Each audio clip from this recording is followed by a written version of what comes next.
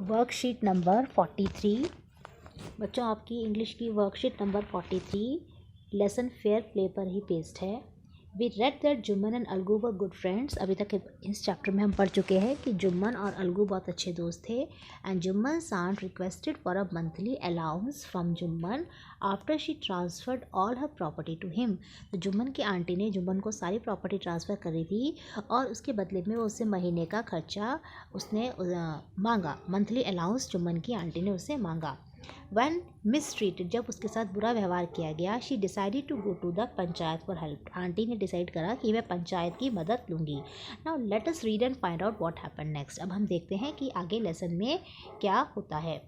The panchayat was held the same evening under an old banyan tree। old banyan tree, पुराने बरगद के पेड़ के नीचे ही उस दिन पंचायत हुई। The panchayat was held the same evening under an old banyan tree। उस बरगद के पेड़ के नीचे पंचायत हुई। Jumman stood up and said, Jumman खड़ा हुआ और बोला।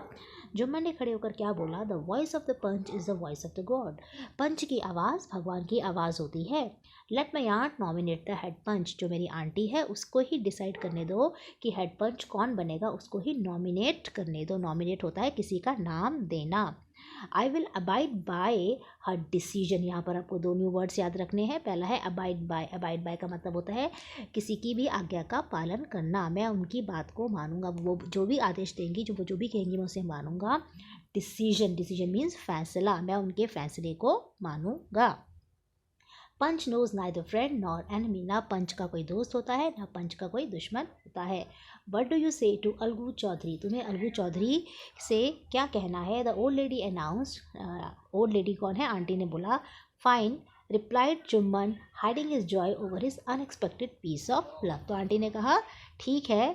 उसके बाद जुम्मन ने क्या करा? Replied Jumman hiding his joy over his unexpected piece of luck. Unexpected piece of luck का मतलब होता है जुम्मन की जैसे कि किस्मत चमक गई हो और कोई चीज़ हमने एक्सपेक्ट ना की हो। लक मीन्स किस्मत। तो ऐसा लगता है कि जब उन्होंने आंटी ने अलगू को ही क्या बना दिया? पंच बना दिया। तो जुम्मन को लगा कि जो मेरा दोस्त है वो मेरे पक्ष में फैसला सुनाएगा, तो वो खुश हो गया।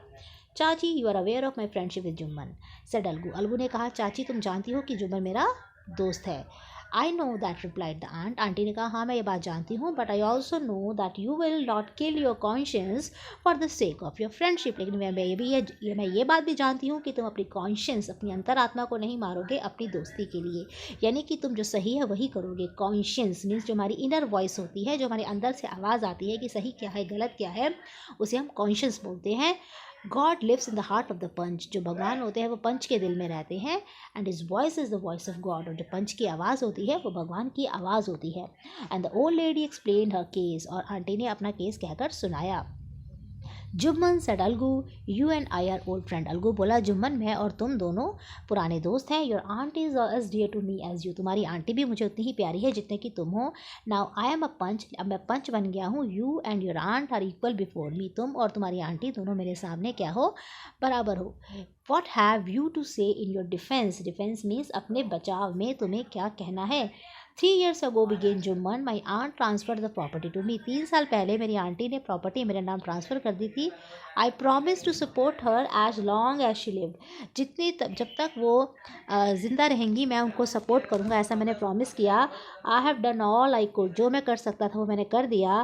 There have been a couple of quarrels between my wife and her. मेरी वाइफ और उसके बीच में कुछ झगड़े हुए, क्वारल्स हुए, झगड़े हुए। But I can't stop it. लेकिन अब मैं उन्हें नहीं रोक सकता। Now my aunt is claiming a monthly allowance for me. अब मेरी जो आंटी है वो मुझसे मंथली अलाउंस मांग रही है। This is not possible. ये मेरे लिए पॉसिबल नहीं है। That's all I have to say. मुझे यही बात कहनी है।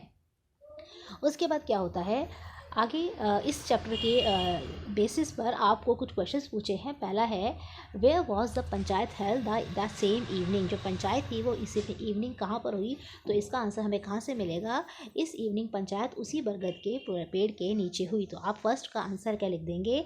The panchayat was held the same evening under an old banyan tree. इसका फर्स्ट क्वेश्चन का आंसर हो जाएगा it was held under the old banyan tree. उसके बाद हमारा सेकंड क्वेश्चन है who was nominated the head panch by whom. Head panch किसने किसको नॉमिनेट किया? सो अलगू वॉज, हम इसका आंसर लिख देंगे अलगू वॉज, हु की जगह अलगू आ जाएगा। Algu was nominated the head panch by की जगह आ जाएगा आंट। अलगू को आंट ने हेड पंच नॉमिनेट किया। Who said the following words and to whom, ये शब्द किसने किसको कहे। The panch knows neither friend nor enemy, ना तो पंच का कोई दोस्त होता है ना कोई पंच का दुश्मन होता है। ये शब्द किसने कहे, ये शब्द किसने कहे। Let my aunt dominate the head punch. I will abide by her decision. The punch knows neither friend nor enemy. ये शब्द किसने बोले, ये शब्द जुम्मन ने बोले। किसको बोले, ये शब्द किसको बोले जुम्मन ने, ये शब्द जुम्मन ने पंचायत को बोले। तो इसका आंसर होगा जुम्मन टू पंचायत। ये जो वर्ड्स थे वो किसने बोले, जुम्मन टू पंचायत, कि मेरी आंटी को ही हेड पंच नॉमिनेट करने दो। ये वर्ड्स जुम्मन ने पंचायत से बोले। आई have done all I could, जो मैं कर सकता था मैंने किया। ये शब्द किसने बोले, ये शब्द जुम्मन ने। अगेन ये शब्द जुम्मन ने जब आंटी के बारे में बात बता रहा था, देखिए यहाँ पर अपने हमारे पैराग्राफ में लिख भी रखा है। जब जुम्मन आंटी के बारे में बात बता रहा था कि वो आंटी मेरे साथ रहने लगी, मैंने उन्हें प्रॉमिस किया था कि मैं उनकी देखभाल करूँगा, तब जुम्मन बोलता है आई have done all I could. तो ये किसने बोला, जुम्मन ने बोला। किसको बोला, पंचायत को बोला, या अलगू को बोला भी लिख सकते हैं हम। तो ये वर्ड्स थे वो किसने बोले, ये वर्ड बोले हैं जुम्मन ने। These words were spoken by Jumman to Algu, या पंचायत भी लिख सकते हैं हम, लिख सकते हैं जुम्मन टू पंचायत। ये वर्ड जुम्मन ने बोले टू पंचायत। उसके बाद नेक्स्ट हमारा है व्हाट हैव यू टू से इन योर डिफेंस, तुम्हें अपने डिफेंस में क्या कहना है। ये वर्ड्स किसने बोले, ये अलगू ने बोले। किससे बोले, जुम्मन से बोले। ये वर्ड्स अलगू ने जुम्मन से बोले कि तुम्हें अपनी डिफेंस में क्या कहना है। ये वर्ड अलगू ने जुम्मन से बोले। अब हमारा जो नेक्स्ट क्वेश्चन है उसमें हमें क्या करना है, हमें कुछ वर्ड्स दे रखे हैं और उनके मीनिंग दे रखे हैं, हमें सही मीनिंग को चूज़ करना है। पहला है डिफेंस। डिफेंस का मतलब होता है अपने आर्ग्यूमेंट, अपने सपोर्ट में कुछ आर्ग्यूमेंट कहना, कुछ करना। An argument in support of something या फाइट फॉर अ कॉज। तो जो इसका आंसर होगा वो होगा an argument in support of something. उसके बाद दूसरा है डिसीजन। डिसीजन का मीनिंग क्या होता है, डिसीजन का मीनिंग क्या होता है, चॉइस और जजमेंट या टू वर्क क्विकली। डिसीजन का मीनिंग होता है कोई जजमेंट देना, कोई फैसला सुनाना। तो इसका आंसर होगा जजमेंट। उसके बाद थर्ड है हमारा कॉन्शियस। कॉन्शियस का मतलब साइंस होता है, किसी प्रकार का विज्ञान होता है, या एक मॉरल सेंस होती है, या हमारी एक नैतिक, एक हमारी इनर वॉइस होती है, एक हम क्या सही है क्या गलत है, एक हमारी नैतिक जो हमारे अंदर सोच होती है उसे कॉन्शियस बोलते हैं। तो इसका आंसर है अ मॉरल सेंस। तो conscious, moral sense, decision, a choice और जजमेंट, और defence and argument in support of something. इस तरह से डिफेंस, डिसीजन और कॉन्शियस का मीनिंग को आप सर्कल कर देंगे।